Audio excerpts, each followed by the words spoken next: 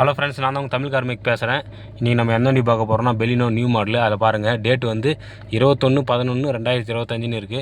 இன்றைக்கி டேட் வந்து செக் பண்ணாக்க என்ன டேட்னாக்க 22 நவம்பரு.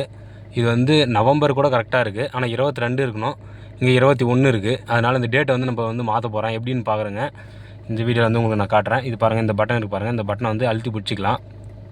அழுத்தி ஒரு 4 செகண்ட் 5 செகண்ட் அழுத்தி பிடிச்சாக்க உங்களுக்கு இந்த மாதிரி ஒரு ஆப்ஷன் காட்டும். அதில் வந்து நீங்கள் வந்து ஒன்று ஒன்றா திருட்டு வரணும்.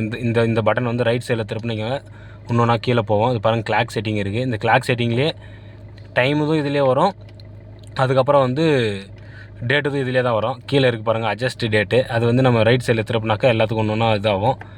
டேட்டில் பாருங்கள், இப்போ 2025 கரெக்டாக இருக்குது, 11 கரெக்டாக இருக்குது. டேட்டு மட்டும் மாறிட்டுருக்கு. டேட்டு பாருங்கள், டேட் வந்து நம்ம வந்து இப்போ என்ன டேட்டோ அந்த டேட்டை வந்து நம்ம வந்து செட் பண்ண போகிறோம். ரைட் சைடில் திருப்பினீங்கன்னா உங்களுக்கு வந்து ஒன்று ஒன்றா ஏற ஆரம்பிச்சிடும்.